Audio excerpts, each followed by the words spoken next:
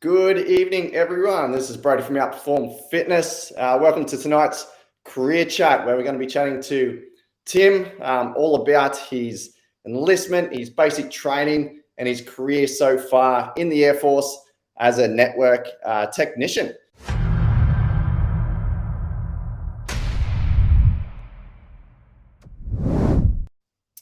All right, so I met Tim last year. He jumped on board with my Battle Ready program, which is a Fitbit program for the ADF and emergency services. So he jumped in on that. If you want to know a little bit more about that, there'll be a link in the description.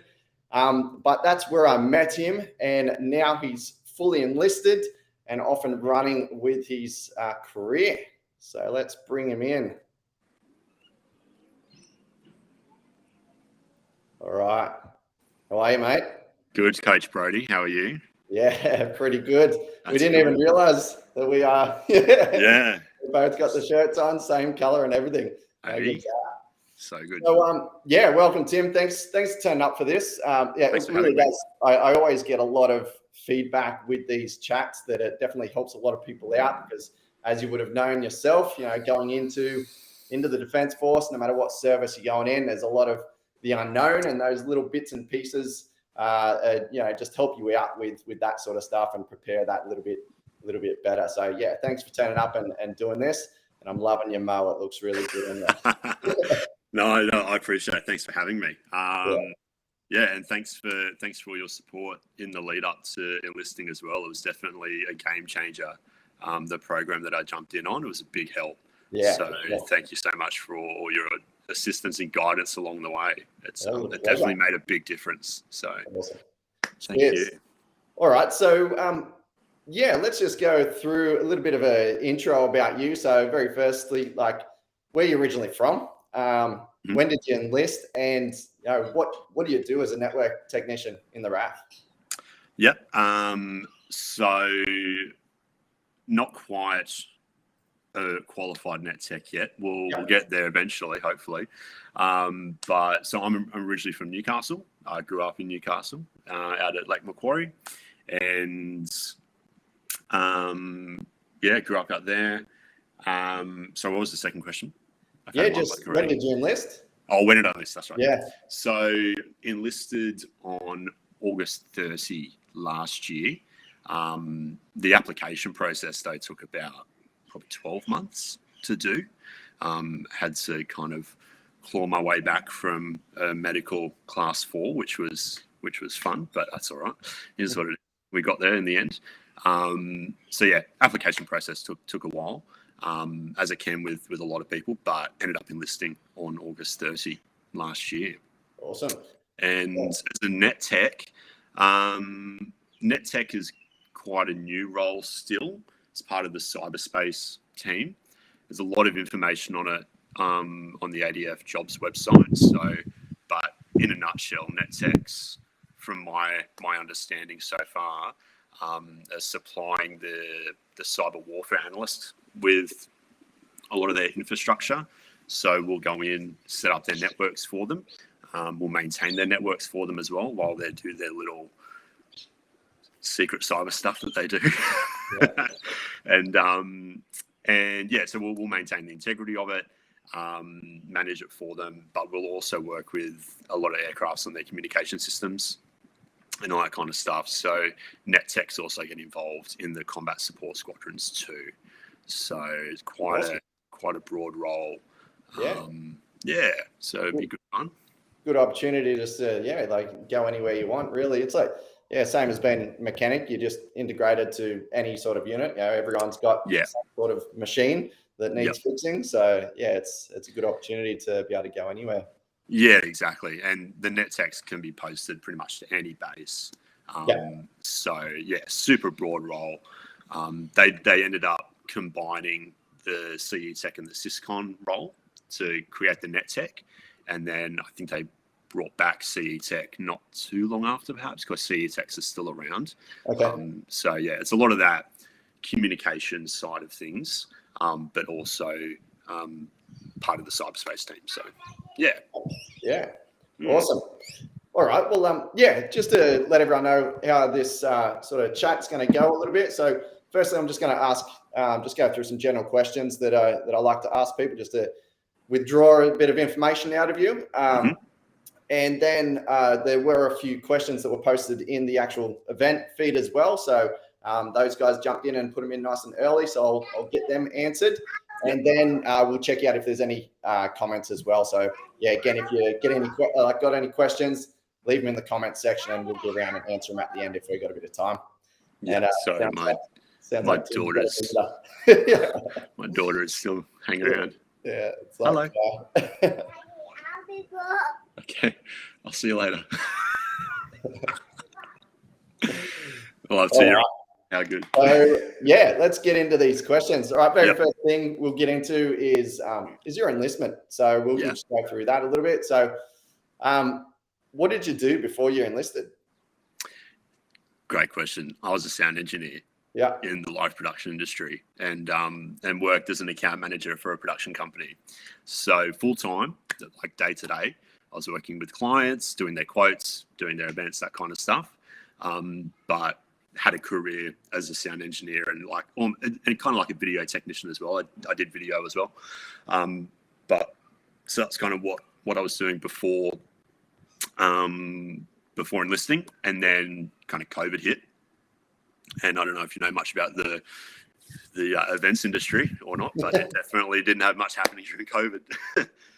So yeah, we went through a couple of lockdowns of no work. And yeah, my wife and I were just kind of looking at everything and looking at life and working out, is this something that is sustainable long term? And I was pretty keen to get out of the production industry anyway, and had kind of been interested in the Defence Force for a long time. So then we made the decision to jump across and give it a crack. So yeah, that's why I enlisted. That's what I was doing as well beforehand. Awesome. And a bunch of other like video technician and videography things and all that kind of stuff as well. So yeah. Well, that was going to be my next question. Is sure. I was going to ask. Had it been on your mind for a while, like, or was it something that just sort of, you said you went through COVID and that, and a super secure job. That's definitely one of the big benefits of being in the ADF is, it doesn't matter whether it's COVID or not. Unlike owning your own business and going through all of that, it's a completely different story. Yeah. And it's funny, the defence wasn't actually the first choice either, because we were pretty keen on trying to stay around family and stuff like that if we could. But so I was originally looking at things like police and other kind of government jobs so I wanted to stay within like the communications, technology, intelligence kind of world if I could. But defence seemed like the easiest, easiest government side to kind of onboard onto without any kind of official qualification or anything like that. Because the defence will kind of like just take you as you are. Like, if fit enough, cool, we'll take you. We'll train you. So worry about that. Yeah, that's exactly right. So yeah, it was a lot of thought that went into it. It's obviously a big decision. We had a 2-year-old at the time. Sorry, I don't know if she was 2 at that time, but anyway, we had a daughter at the time, and pregnant with our second as well. And so there's a lot of thought that went into it. It's a pretty big decision to leave a career that kind of spent a lot of time investing into, to start from scratch completely. It's a big decision to make, but definitely glad that we made it. Yeah, that's awesome. It's a good move. Yeah. Good that it turned out a good choice, because a big risk that you're jumping into. So 100%. You're talking about your class 4 with medical and stuff like that. So for your enlistment, was it a long process for you? Yeah. I mean, I thought it was. There are other people that I went to course with that their enlistment process took years. Yeah. People had kind of done the application process, but been waiting for the role to arrive for a few years. So my application process took about 12 months to do, and that included probably a 3 to 4 month medical appeal, which I honestly thought they forgot about it, to be honest, because I submitted the appeal. I didn't hear from them for like 3 months. I was like, maybe it got lost. I don't know. How long do these things normally take? But yeah, eventually heard back and they were like, cool, you can apply for ground roles only. So that ruled out one of the roles I was looking at. I was looking at airborne electronic analyst, I think it was. And so then it kind of like defined the roles a bit. But yeah, the whole application process took about 12 months. And then I was originally looking to go into signals intelligence. But intelligence roles are fairly hard to get into. And there's a lot of testing that you have to go through to get those, obviously, because it's intelligence. And so I wasn't going to make the enlistment, like the last enlistment for that role last year. And the next one available wasn't until like June this year. And then it's already July last year. Like, I don't want to wait another 12 months for a maybe, because there's obviously a lot of people that want these jobs and there's not just an endless amount of jobs available. So I was like, I'm not waiting another 12 months when I want to get out of this current job that I'm in. So let's go for net tech. And then that same day, I got a phone call from my enlistment coordinator going, I've got a position ready to go. Do you want to go on August 30? It's like, that's like 7 weeks away. Steph, do we do this or not? And then, yeah, that day we said yes. And so I think that was mid-July. So that sped up the process a little bit for me. But yeah, it can take a long time. For me and for us, it was a pretty lengthy process. So yeah, about 12 months or so total, from like the beginning of the application to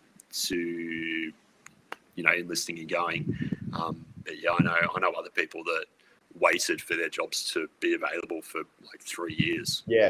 And stuff like that, which is house bad people. And I then don't other people will apply, and then others will be in within a month. Exactly. And they're usually Navy people. That's right. Well, that's good. And it goes to show, like, you put your med class appeal in, and depending on the circumstances, there are chances that the appeal will go through, and off you go. So that's it. And it's just got to put the work in. I found, like, I went kind of full ball with it, because I was like, I'm not getting a turn down from this bad boy, because I didn't agree with the class 4 anyway. I was like, that's just silly what they're saying. But so I think if someone is in that situation where there's a bit of opposition, or it looks like just kind of like the dream's being crushed straight away in front of them, there might be an option. It might just take a bit of effort. And so I went to town. I've got doctor's certificates, physio certificates, x-ray records, everything I could possibly get my hands on, to back my case, and just like put it all together and just like take that. See what you think. So that's good. Put in a bit of effort, and good. All right, let's get into basic training. So you went off and you done your basic training. For starters, where'd you do it at? Where was your basic training? Went to 1RTU at Wagga. The amazing part of the world that Wagga is. I found out a thing.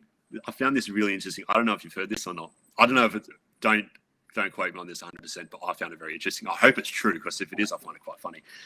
Apparently, Australia is the worst country in the world for people with asthma. And Wagga is the worst place in Australia for people with asthma. And so is that what do they reckon the cause of that is? Like, I think it's like all the pollen in the air. And so, because you would have went to Kapuka? I went. Yeah. Well, it's the same in Albury-Wodonga when we do trade school. And I don't even get bad hay fever. You go there and it's it's just I don't get hay fever, but the whole time I was there, I was having like sinus issues, like just like blocked up a little bit. Nothing like too crazy, but I was like, what is going on? And whenever we're doing PT and like high cardio stuff, I'm like, I can't breathe. Where are we? So, I wouldn't be surprised. Because I've definitely noticed down in Bandiana, where we do a lot of our training. People with hay fever, it's just they're gone. So we went to Wagga. How long was the course? Was technically, I think, 10.6 weeks on paper. 10.6. You arrive on the Tuesday, and then you leave on a Friday. Yeah. But yeah, so it's like, I don't know how they calculate it, but So on paper you're there for 10.6 weeks. Yeah, basically you're there pretty much 11 weeks. Yeah. Yeah. Awesome. Yeah. So what's a typical day when you're down there? I know all days would be completely different, but Ravelli, like what time you get up, what time you go to bed, do you have time for lunch and stuff like that? What's the routine? The routine. Sorry, just give me 1 second. Sorry.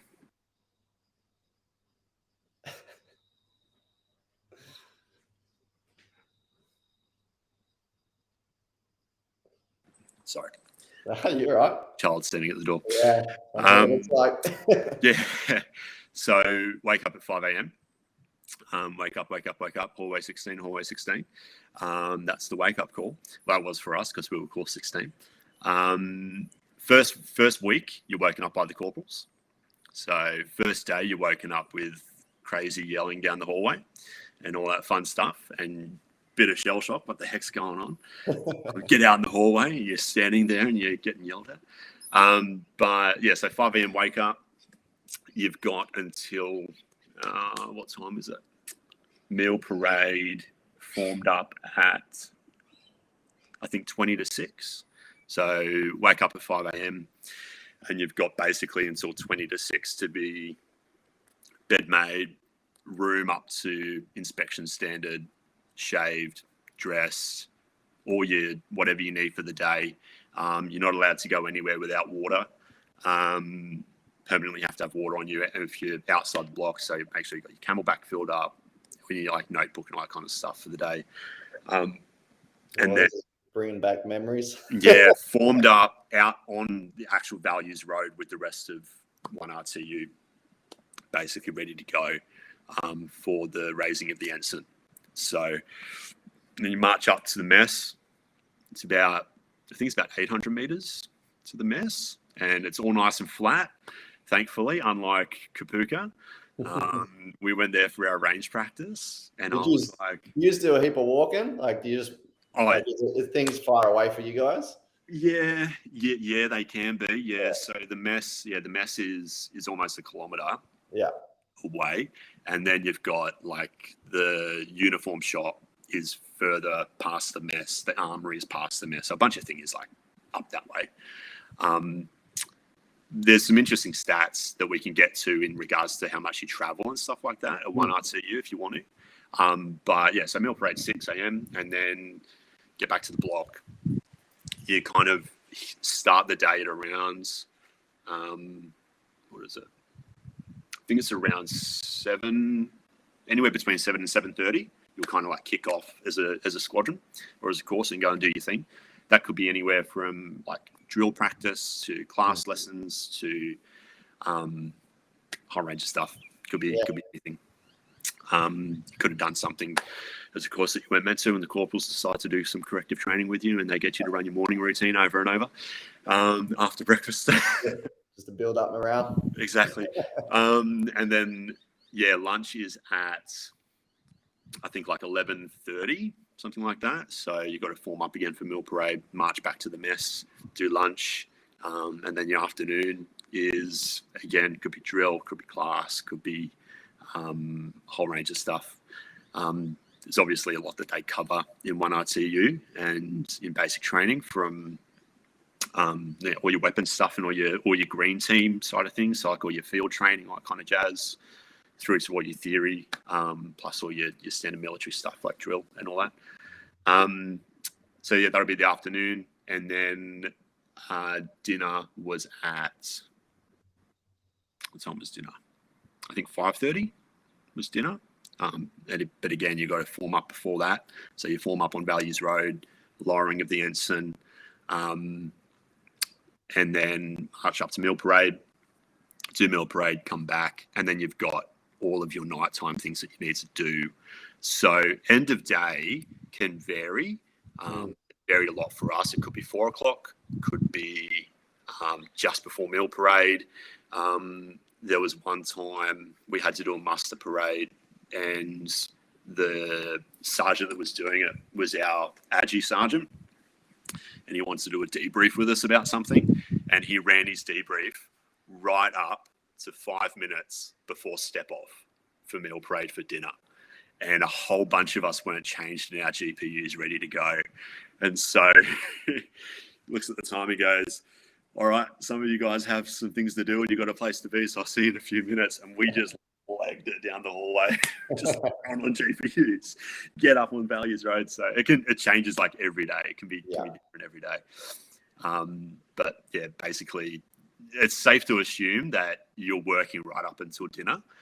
It's still technically the work day, so you should be doing stuff. But then after dinner, come back, get back at about 6:30, and then it's wash your clothes, iron your clothes, get things ready for the next day. Yeah, you're pretty much doing laundry every night and ironing every night. And if you've got an inspection the next day, for example, if you had like your SDs being inspected the next day or something like that, like your SD uniform, you've got to make sure that all that's ironed, ready to go, all that kind of stuff. So in bed by 10. Yeah. Strictly 10 o'clock one night. Me and another guy in our room were still ironing some clothes till about 10:05.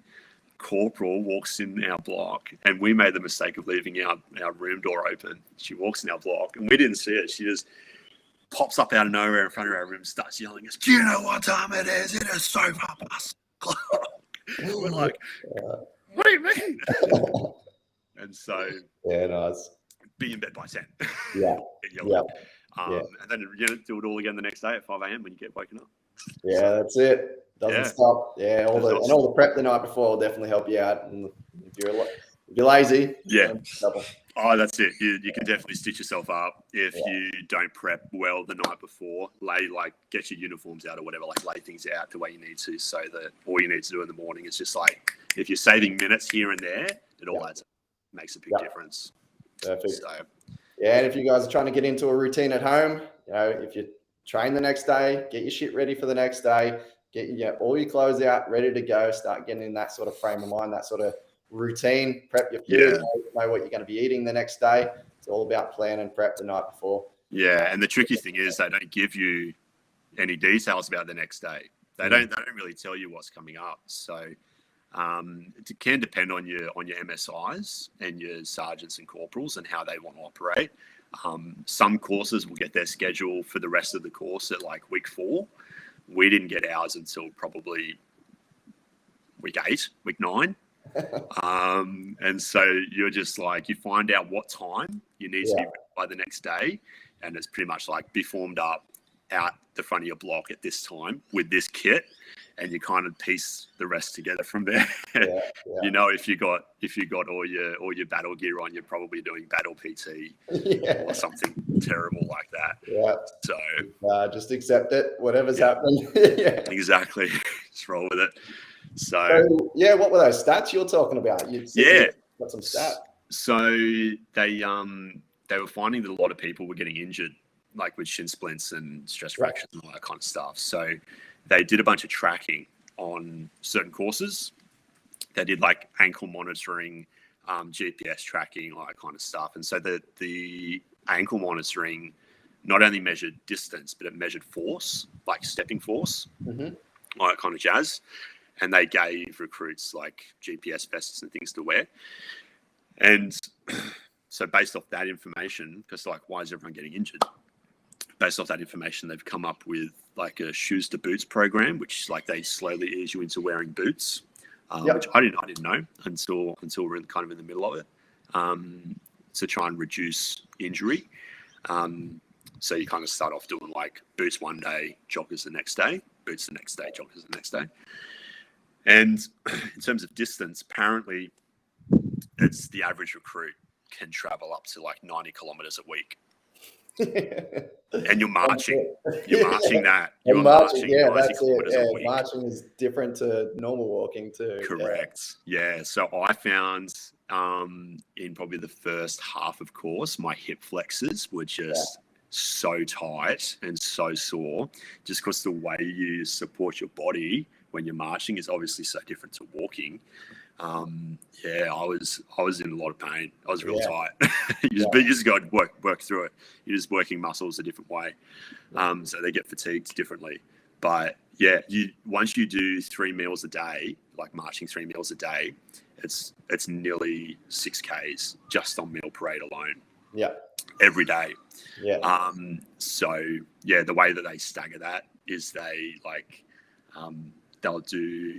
march you to the mess for like the first week. You'll do like breakfast at the mess, and then you'll get meals delivered to your block for lunch and dinner.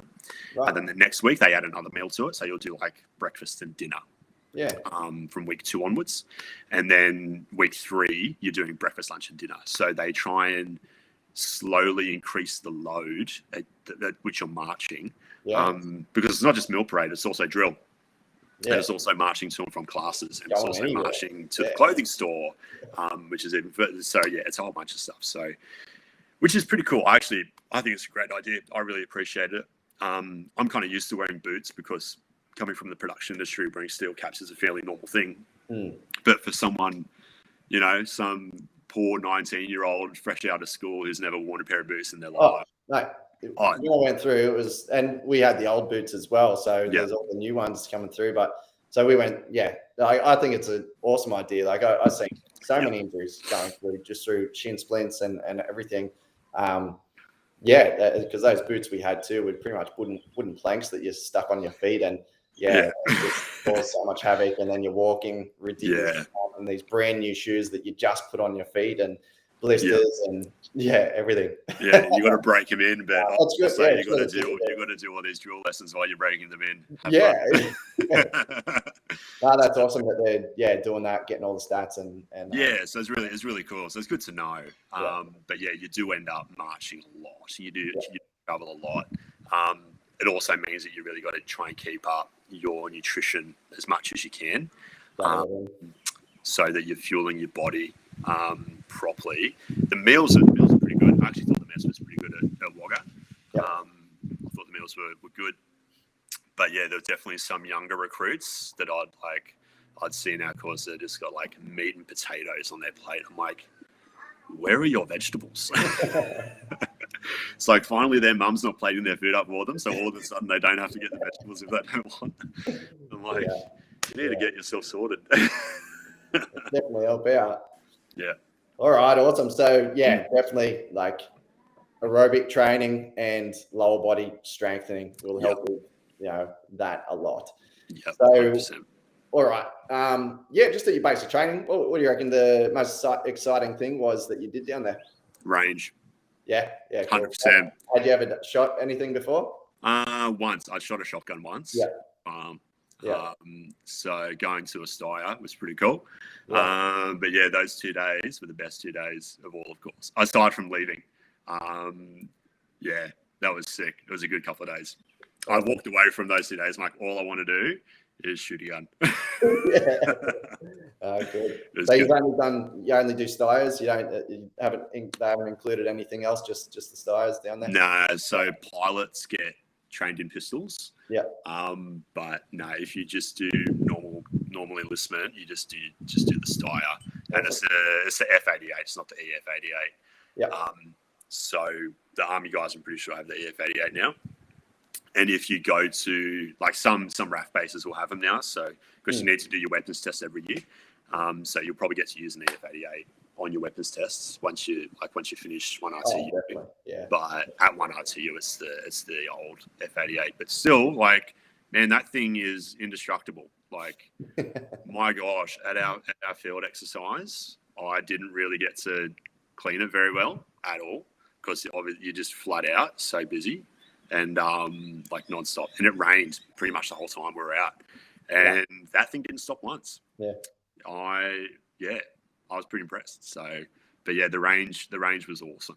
It was a great 2 days. A lot of fun. Good fun. All right. Well, what do you reckon? What do you reckon the hardest thing was for you down there?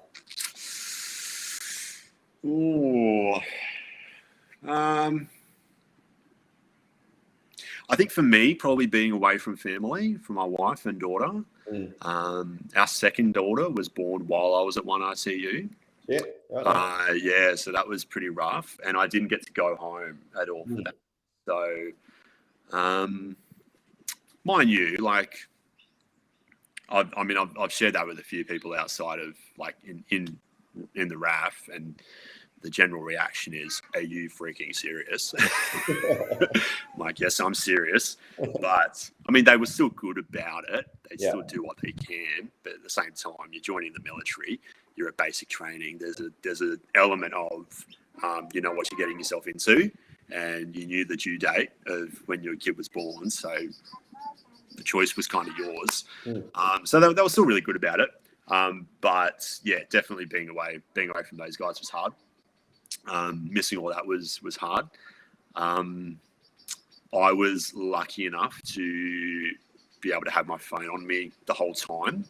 I didn't use it. I had it on me in case Steph, my wife, needed to contact me for any reason. So the support was really good, but it doesn't necessarily make being away for so long. It's a long time. Easier. It is, yeah. 3 months away. It's a long time, especially when you know what's going on back home. So that was a big one for me, being away from my wife and kids. In terms of the training, I think just the psychological game and staying on top of it is probably the harder part. There's certain days where you're just like, I'm tired and I'm over it and I don't want to play the game anymore. Feel like you're doing everything wrong. Yeah, exactly. Or like one person does something wrong, but then like everyone gets punished for it. And you're like, why here? Why did you enlist in the ADF? But yeah, it's definitely a game that you got to play, and it's a long game. It's a mind game. So I mean, physically, like, yes, it's kind of challenging. It's nowhere near as boot campy as I thought it was going to be. It's definitely different to what you would have experienced at Kapooka back when you did it. But you know, there's none of that drop and give me 20 kind of stuff. There's none of that stuff. It's more we just want to instill discipline in you. But you know, part of that is a bit of a mind game and messing with you a little bit to kind of, you know, try and push you, not to break you, but to kind of push your capacity and help you to think in different ways to what you normally would and think about things differently. So, sometimes you just over it. You're just like, I don't want to deal with a corporal today. I just want to, you know, cruise through today if I can. Oh wait, they're yelling at me again. Cool. Yeah. What do you reckon? What do you reckon helped you through those times rather than packing it in? What do you reckon helped you? Just switch off. That's it. Yeah. Yeah. You just endure it. Yeah. You know, it's not going to last forever. Maybe 45 minutes. That's the biggest thing. Is even the course. It's like 3 months, long time, but it's not forever. No, exactly. And looking back now, I'm like, really, like, was it that long? Different. Like, it felt like that long, but like, you look back on it, you go, gee, that was a funny time. That was a bit weird, but I think in those moments, you just switch off. You just do it. You just do what you're told. It's going to soon. You know, they're not going to kill you. They can't. They're not going to give you a mental breakdown. They're not allowed to. They've got limits as well that they've got to stay within. So you just kind of dig your heels in, get a little bit stubborn, and just kind of switch off and just deal with it. But it was funny. Awesome. Good times. Yeah, everyone has those thoughts. That's it. Don't think no one's thinking that same thing. No, but having said that, not everyone can deal with it. There was one guy, he had to leave within like the second week because he was having anxiety attacks after the first couple of days. And he was like, he didn't know why. He's not an anxious person. He's not prone to that kind of stuff. But just that first morning wake up just rattled him. And he couldn't, for whatever reason, he just couldn't handle the out of nowhere kind of like shock factor of everything. And he ended up leaving. So not everyone, I guess, can maybe, but I don't know. No, I don't know. I guess most people probably could. I think you just got to be aware. But mind you, I went into 1RT with the mindset of like, I'm joining the Special Forces. Yeah. Like, they will not break me. Yeah. I will make it through this no matter what they throw at me. So I think if you go in expecting the worst and ready to just take whatever it is that they throw at you, you'll probably be okay. It'll still sometimes, but mindset's a huge thing. Like, you'll get through so much if you can, like, convince yourself that it's not that bad and that you can actually get through it. Simple stuff. And I do this through my program as well. Simple mindset challenges to push yourself through things like that. In the middle of winter, jump in a freezing cold shower. 100%. And you can. It is a big thing. Like you get that spike of adrenaline and everything else that's going on through your body. Can you control it? Can you still push yourself to do it? Simple stuff like that. It really goes a long way and trains. Like it's just like any sort of muscle. Like you can train it just as well. Yeah, and you can start practicing it before you even get to basic training. Yeah, So that's probably the struggle, I think. Yeah, definitely. Yeah. What was I going to say? So I was a bit luckier than you. My firstborn was due the day that I was marching out of Kapuka. Yeah, right. He wasn't born until like a week or two later, so he was late. So I was lucky that he didn't. The whole time I was like, oh God, I bet you he's going to be early, and I don't know what's going to happen. There was another guy in our course who his partner was having a baby, but she was being induced, so they knew exactly the day that it was going to be. And so he got the whole day off. He just got to sit in the block on FaceTime the whole day. Yeah, and I was like, cool. That's what happens when Steph goes into labour. This is sweet. And then Steph went into labour, and I told the corporals, I'm like, hey, just letting you know, Steph's in early stages of labour, and they're like, cool. Let us know if anything changes. I'm like, okay, I guess I'll get back to training then. And so our youngest was born at like 1:30 in the morning. So I tried to stay up as long as I could because I'm like, I want to be awake for delivery. It got to like 12:30. I'm like, I've got to be up at 5. I've got to go to bed. Keep me updated, please. I still need to survive through tomorrow. Wow. So, well, congratulations anyway. Thank you. It was a crazy time. So, yeah. Sweet. That sounds like ups and downs and fun things and hard things and all sorts of stuff through basic training. So that's good info. I'm sure plenty of people got some stuff out of that. So let's move on to your current career. Yep. So you've already done a bit of an explanation of your job role before. So what sort of quals do you get out of a net tech? Does anything transfer across into civvy world? Like for instance, I get my mechanical trade as being a mechanic. So it definitely all transfers over. I'm just trying to have a look at I know there's a bunch of like IT qualification you get. I'm just having a look on the ADF website to see if they actually outline it, but I don't think they do. Whole range of stuff like those. The net techs are responsible for a lot of networking, all that kind of stuff. But also the integrity of the network. As you can imagine, a cyberspace warfare analyst needs a secure network. So it's up to us to make sure that network is secure and not going to be hacked by outside parties while those guys are doing their little secret stuff.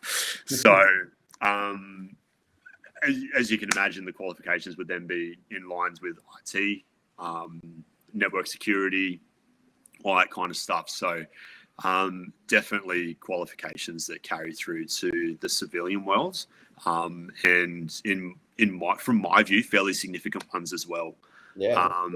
In today's day and age, cyber and cybersecurity is a huge thing. And so net techs are the ones in the Air Force that are responsible for creating those networks, deploying them, maintaining them while they're active and all that kind of stuff. So it's any of the training that does align with that. I don't know if the actual qualifications are public source. I can't remember. I remember reading them, but I can't remember if it was on a public source page or a defence page. But if you're interested in finding out more specifics, you could definitely Google NetTech. There's a bit of publication about it online. It is a fairly new role. It only came out in 2020. So it's a super new position still. But yeah, there is definitely info online about that role and what they do. I'm just not 100% sure about the actual qualifications that you come out of these with. But yeah, it definitely carries through to the civilian world, 100%. Awesome. Yeah. That's good. So are you still in initial training, or are you at a unit at the moment? No, so I'm in holding at the moment. Yeah. So my initial training starts on 1 May. So still got a few months before that starts. So I'm currently in holding down at 100 Squadron at Point Cook. So it's a cool squadron. They fly World War II planes. So like the old Mustang, Canberra bomber, Hudson bomber, all that kind of stuff. They do a lot of like flyovers and air shows and stuff like that, and they fly all the old World War II aircrafts. So yeah, pretty cool opportunity to see some old relics. There's some old relics that still fly. I'm down in the hangar at the moment, so getting to see the guys work on those and be a part of that's a pretty cool opportunity. So while you're in holding, you're just doing all like general duties sort of stuff? Yeah, it's pretty much anything that someone that's not trained in anything other than how to do drill can do. That's pretty much it. So we're not allowed to kind of use any tools on any aircrafts. We're just there to support the ATEX and the AVTEX in their job in any way that we're allowed to, without any official training. So, but yeah, 1st of May is when my NetTech training starts, and then that finishes mid-February in 2024. So it's about 41 weeks, I think. Okay, so a pretty big course then. Yeah. Yeah, but it's in one place, which is cool. Yeah. A lot of those communications courses and stuff like that can get kind of chopped around the country a little bit between a few different schools. So I'm pretty fortunate that it's all at the Simpson Barracks. Yeah. Of all places. Yeah. Oh, that's good. Yeah, so that's pretty much next in line for you is just waiting around in holding until you start your initial training, and then you're off. Yeah, some other people. So I think I don't know if the Army's doing this at all, but the RAAF is starting to do it, where they'll, instead of putting someone in holding while they wait for IETs to start, they'll actually post someone at a squadron for on-the-job training, and then do some on-the-job training, and then you go to employment training. And once you finish employment training, you'll go back to the squad or to the unit that you were doing training at. Yeah. So there's a few guys in our course, like say a few single people, that it's easy for defence to just kind of flick around the country. They went to do some OJT up at Amberley at 1CCS. So that's a support squadron right there. So yeah, they're doing training this year up until May, and then they'll come back and do IETs, and then once they're finished, they'll go back to 1CCS. So, that'll be one CSS. So that's a new thing. So if there's anyone younger and single, and there's a little bit of time between one RTU and IETs, there's the possibility of maybe some OJT being thrown at you. So for me, it's a little bit different with wife and 2 kids. It's a little bit harder for defence to move us around. However, and this is a classic case of not always getting what you want in the Defence Force. I'm from Newcastle. My family was in Newcastle. I don't know if you know much about Newcastle, but one of the biggest combat bases is Newcastle. And I was like, maybe they'll send me to Newcastle for some OJT, and then I can go to Melbourne after that. But no, I got sent straight to Melbourne and gone to holding. So I would have loved to go to Williamstown for a few months and do some training there before starting ITs, but I didn't get offered that opportunity. So it is what it is. You just got to take the good with the bad, unfortunately. Yeah. Well, while we're on it, yeah, because you got the family with you, obviously. So, what's been the process like when you went away to Wagga? They stayed home, and now they've only just moved. Now that you're going down to like the next one in line. Yeah. So we're in Melbourne now. Yeah. So originally, so at one RTU at training, you get your posting. While you're at training, you get your posting details for your next posting. But Defence will only move your family if it's 6 or more months for a posting. So the issue I had was I had 2 separate postings. I had my holding squadron posting, and then I had my IET's posting. So in the system, that's 2 postings. My holding posting, even though they're both in Melbourne, 2 separate postings. My holding posting was only like 5 months. So they're like, not going to move your family from the first posting. I'm like, they're both in Melbourne. If I get one house for both postings, won't have to move. Can I just move everyone down from the beginning? But Defence said yes, so they were really accommodating with that, which is really awesome. So, it was an effort. You've got like 3 weeks to organise your move, and if you're single and kind of just like hanging out by yourself, it's pretty simple because you just go from LIA to LIA and, happy days. It's not much with you, but for us, it was a bit of an effort to get packed up and get moved interstate as well. Yeah. Now, mind you, you kind of like walked through the process step by step, and there's a lot of support along the way, but it's still a lot of effort to get the job done. I was super lucky that my gaining squadron sent me home for a week after 1 RTU to get the move done. So I was super, super happy and really lucky because originally I wasn't going to get sent home, even though I requested to. But yeah, my gaining squadron was like, why are you not getting sent home? We'll just send you home. So I'm like, amazing. So I got sent home for a week, packed up the house, did the drive down to Melbourne from Newcastle, and then worked for a couple of weeks. We were in a service apartment down here while we were trying to get a house locked in. So Defence put us in an apartment, which was cool. It was small, but it's a place to sleep, so can't complain too much. Yeah. And then I got another couple of days to actually move into the house, get the house organised. And then it's just been kind of life as normal. Go to work every day since then. And then, but so for the posting change, nothing will really change except for me. Stop going to Point Cook and start going to Simpson. And obviously all the admin stuff that goes with that. But from a logistics moving point of view, we're already here. They're both in the same city, so it's pretty seamless. But yeah, the move down here took a bit of effort. I think the first move probably is usually going to be the hardest, especially because you only get your posting at like week 9 or something like that at training, so you don't have much time to get things organised. Yeah, so a bit of a time crunch. But yes, that's kind of been the process of getting it done. Yeah, awesome. Yeah, they definitely like I had really good support with family and all that sort of stuff the whole time I was in Defence, so it was really good.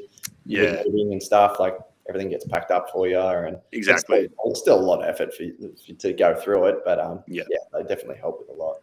Yeah, and you get case managers which help you along the way with all that side of things and getting things organised. So yeah, it's definitely doable. Can take a bit of effort, but not impossible, that's for sure. But that's kind of been the process getting down here. So, all right. Well, let's get into a couple of questions that were posted into the event page. Yep. So we got the first one from Sean. So, what was taught at the School of Signals in 12 months of training? You haven't done that yet. I'll let you know once I've done it. What form of quals did you depart with? We already went over that. So we're answering these questions before we even get to them. And what are your main tips for people going into the same role? My enlistment date is the 28th of March for the same as you. Cool. I mean, like, regardless of what role you're going into, enlistment doesn't really affect much, or doesn't really change much. What you could do though, this is what I'd encourage you to do: chat to your enlistment coordinator at DFR and see if they can get you in contact with a net tech, and then you can, if there's one that's happy to talk to you, you can ask them questions. There's usually someone will be happy to just have a chat, and you may not get heaps of time, but you might get a 20-minute phone call where you can ask about what's it like a day in the life of a net tech. What's training like? Do you have any tips and tricks? Because it's also a very broad role. So you could ask about, is there any specializations that they'd recommend, sussing out that kind of stuff. I definitely suggest doing that. Try and get in touch with a net tech from your enlistment coordinator, if that's something they're happy to try and tee up for you. If not, wait until you get through basic training, and then talk to your unit sergeant or something like that about if they can get you hooked up with one. But in terms of enlisting, regardless of what your mustering is, enlisting's the same. You all get the same bus, you all rock up to the same block, and you all get yelled at the same way. It doesn't change in training. It doesn't change the way that your training is. It might, depending on how, if your course is very tech heavy. So our course was very tech heavy. We had a lot of ATEX, AVTEX, net techs, that kind of stuff. We had a lot of techs in our course. So depending on your mustering structure for your course, your MSIs, your staff might tailor the way that they yell at you in certain ways. So we got told very often, or not told, yelled at very often, how can I trust you to work on multi-million-dollar aircrafts if I can't trust you to clean the washing machine properly? Things like that. So I don't know if you got that at your basic training. No, it's just we're similar comments, but just spoken differently. That's basically it. Is anything we did something wrong? How can we trust you to work on multi-million-dollar aircraft? So I remember my bed fold. Your bed fold has to be 30 centimeters to the millimeter. Mine was 30.5 centimeters one time. And I got asked, ACR Salvini, do you know how to use a ruler? Yes, Corporal, I do. You went to high school, didn't you, Salvini? Yes, I did, Corporal. Then why is your bed fold 30.5 centimeters? Okay, here we go. So, that's probably it. It doesn't really impact enlistment too much, but if you can get in touch with someone who's done training and has been in the role for a couple of years, I'd definitely suggest doing that. Usually you'll be able to get someone. That's probably the way to go about it. All right, so we got one from Brendan. He's just asking, what type of clearance does a net tech need? So NV1, 2. So as I mentioned to you earlier, I'm still in the process of getting my clearance. So I just want to be careful with what information I give out. Security clearance takes a long time. I don't know what clearance you had to get for your job, but it's a pretty lengthy process. So a tip on doing your clearance, if you are in the middle of getting one, get your EPAC in sooner rather than later, because it takes a long time to process. In terms of which clearance you get, it's not really made public which clearance a net tech needs. So I'm not going to go into specific details on that. But you can have a read through the job ad on Defence Jobs, have a look at what they do, and you can probably connect a few dots. Yeah. That's probably why I was asking as well. But if you're in the middle of doing your clearance and you haven't got your EPAC in, get it in now. AGSVA has a lot of work to do, and there's a lot of people getting clearance.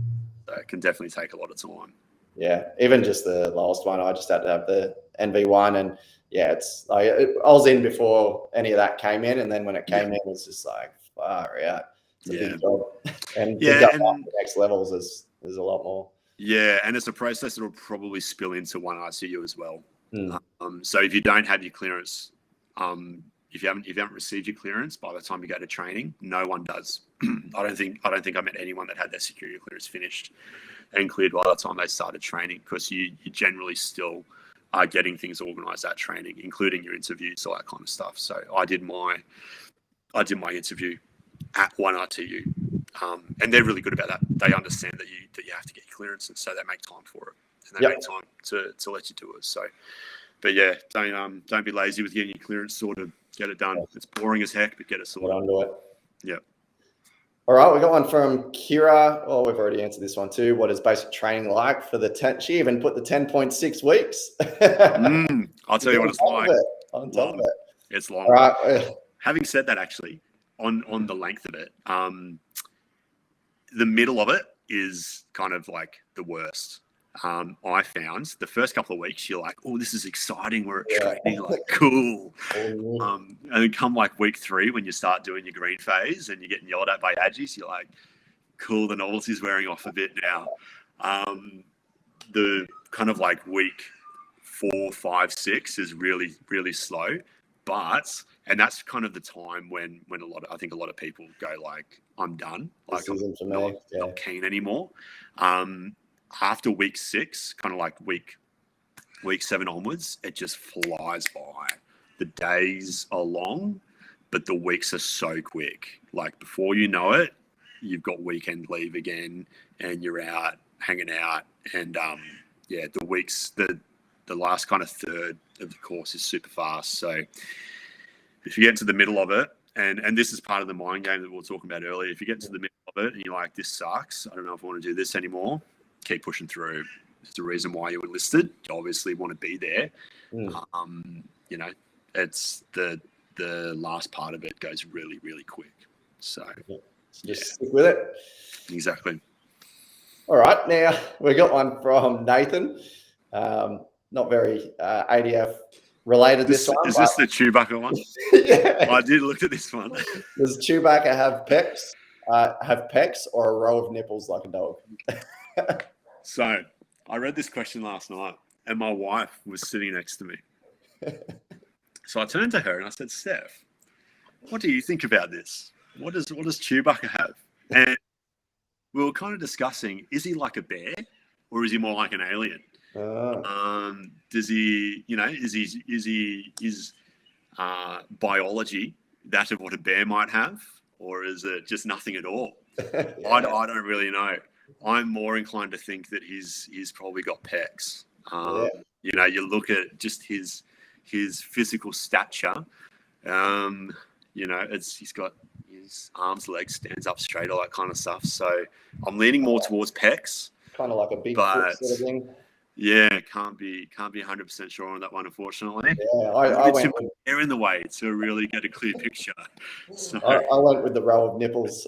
Oh, okay, interesting. Why? How did you come to that conclusion? It was just what I picked first. I didn't really. There was no thought that really went into it. As soon as it went, it's like, what do I picture? Yeah, row of nipples. Yeah. Well, our conversation last night ended up with me wondering, well, what does a bear have? I don't really know. I don't even know. Went down a bit of a rabbit hole, that one. Yeah. So now you're on YouTube just looking at cat stuff. Google it and let us know what you find. Yeah. All right. So we'll just jump in the comment section here, and I'll just have a look to see what we got. Hang on.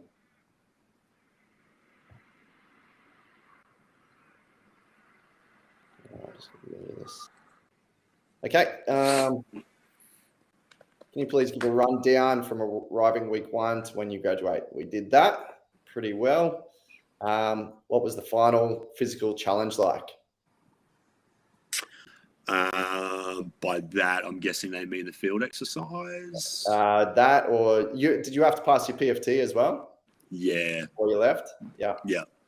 Well, we can do both. So PFT is fairly standard. Yeah. It's the PFT that you'll do every year. One thing that all right. So no, this is one thing. One thing that the joining information doesn't make clear is if you have to do both push-ups and the static arm hang, or one or the other. Because in the joining instructions, it has the requirements for all the different things. So requirements for push-ups, static arms, sit-ups, and the run. Yeah. But you only have to choose one or the other. You would have experienced that. We didn't find that out until we were actually at 1RTU. So at 1RTU, you only have to do push-ups or the static arm. So for me, because I'm 29, I had it a little bit easier. I only had to do 20 push-ups, 55 sit-ups, and I think I had to do the 2.4 in 13 minutes. And I hit it in under 12, which I was pretty happy with. I'm not the fittest person. I'm not a fast runner. I'm more of just like a chug along kind of. I can just kind of chug along for a while. Not at necessarily fast paces, but I'll get there in the end. But it's meant to be a sub-maximal test as well. So you get to the end of it, pumped that you passed, and then your corporal's like, that was meant to be sub-maximal. If you feel like you're at your maximum right now, you've got fitness work to do. You're like, oh, cool. Thanks for making me feel really good at passing my test. So yeah, it's either, if you're 25 or under, I think all the targets are listed in the joining instructions. But yeah, it's like 25 push-ups, 65 sit-ups, 2.4 in like 12 minutes. And then, yeah, for me, it's 20 push-ups, 55 and 13 minutes for the 2.4, or the static arm hang for, I think it's like 20 or 25 seconds. Yeah, something like that. Yeah, so PT is pretty much tailored around just getting people to pass the PFT. So I lost strength at 1RTU quite a bit. I went from, I think I was like, in my lead up to going on my lat pull down on a lat pull down machine. I wasn't doing anything crazy, but I think on my heavier sets, I was pulling somewhere between 60 and 70 kilos for my heavier sets.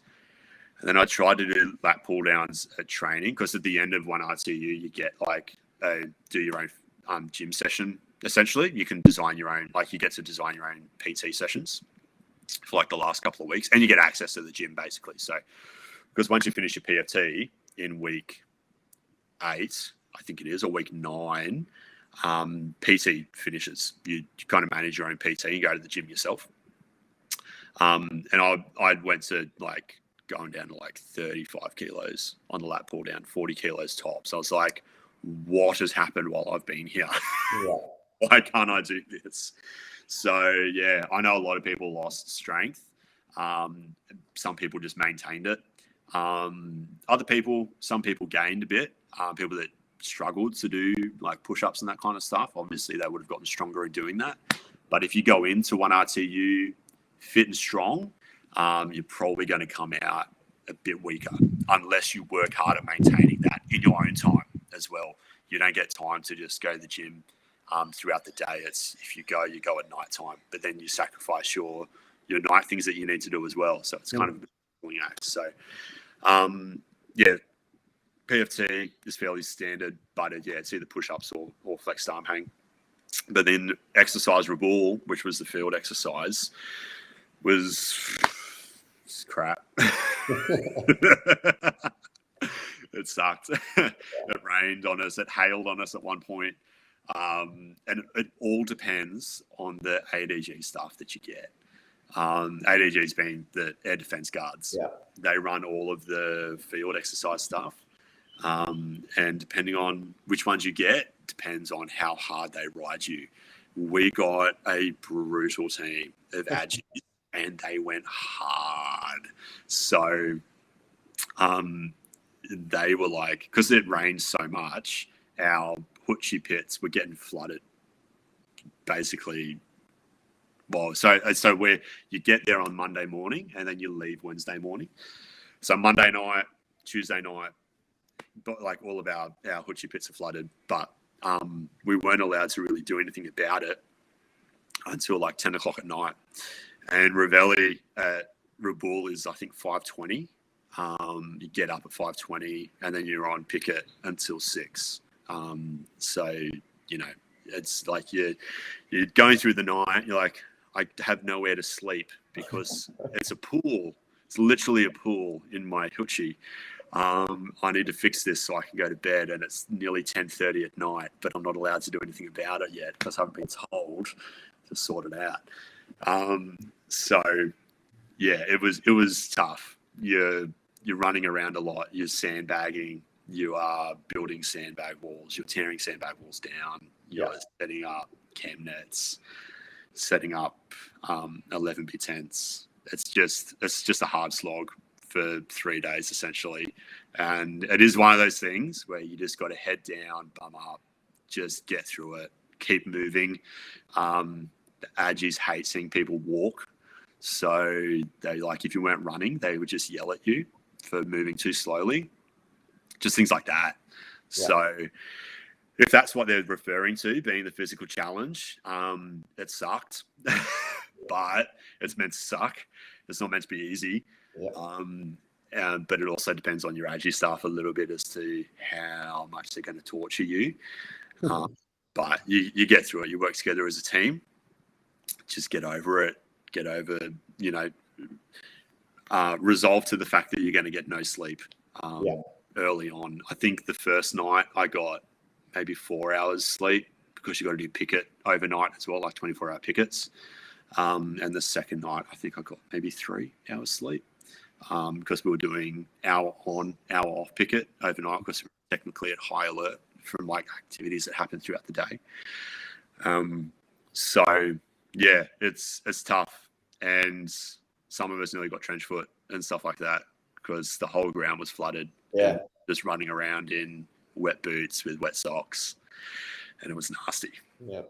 It was nasty. Wake up wet. Exactly. And it doesn't end. Like once you leave Rabaul, you've got to march back to 1 RTU. And then on the way back, once you get onto the base, you do battle drills. So it's like all of a sudden the Aggie that you're with is just like, everyone run. So you start running through and he's like, 360 perimeter on me. And you like drop to the ground. And then you got to do like the I can't remember what it's called, but you got to do like the drill where like you're doing covering fire, other people are crawling, and then they drop, and then you crawl, and you're like dropping and crawling along, and all that stuff. And then it finishes with the obstacle course. So it's a good day. It's a good day. Sounds like fun. Yeah, we ended up getting hosed down at the end of it by our corporal because we were so sandy and so wet because of our clothes. And she was like, I don't really want you all tracking that back in the living blocks. So if you want, I could just hose you down now. We're like, hose away. Go for it. Yeah, it's look back, you kind of like, it was fun and funny. The firefights were cool. I went through all of my rounds every time, and I definitely went full auto on my Steyr. Kind of got like 3/4 of the way through the firefight. I'm like, I'm out of ammo. What do you got? But yeah, it was looking back, you go, that was cool. Yeah. Sucked, but it was good fun. But yeah, it's meant to be hard. That's the whole idea. It's meant to be a big challenge. So. Yeah, awesome. I don't know if you'll do any more stuff like that in being in the RAAF. It's probably the peak of your physical challenge. Probably. Yeah. You'll probably never see field again. It's probably the most combat I'll ever see. Hopefully. Yeah. We got told regularly that if we had a rifle in our hands, it's because something's gone very, very wrong. Someone else hasn't done their job. Mainly an army person. So yeah. Awesome. Yeah. All right. Well, that'll do us. I think we've gone through a hell of a lot of stuff. Had a really good chat. As always, it was good catching up with you. Likewise, thank you. Since you left. So no, that's awesome. So yeah, thanks heaps for sharing that. I'm sure a lot of people, get a lot of info out of that. And you're helping a lot of people out, just like you would have loved the help just before you left and got a little bit more info. Yeah, definitely. Appreciate it. Thanks for the opportunity. And if anyone else shoots you any questions, feel free to send them through, and I'll try and answer them as best I can. So yeah, sweet. Yeah, and if you've got anything, just leave them in the comments. We'll jump in there and answer them in the comments. Feel free to do that. But other than that, again, thanks for turning up. Thanks for everyone that's watching. I've been seeing there's been a fair few people on here watching as well, so that's awesome to see. Yeah, if you guys want to follow me at all, I'm all over everywhere. So Instagram, just look for Outperform Fitness. YouTube, I'll post this up on YouTube as well. We're in the fitness forum. I'm on Facebook, everywhere. So just have a look for Outperform Fitness. This one here, but it's got the cam colors. Yeah, check that one out and have a look at all my free stuff that I put out there.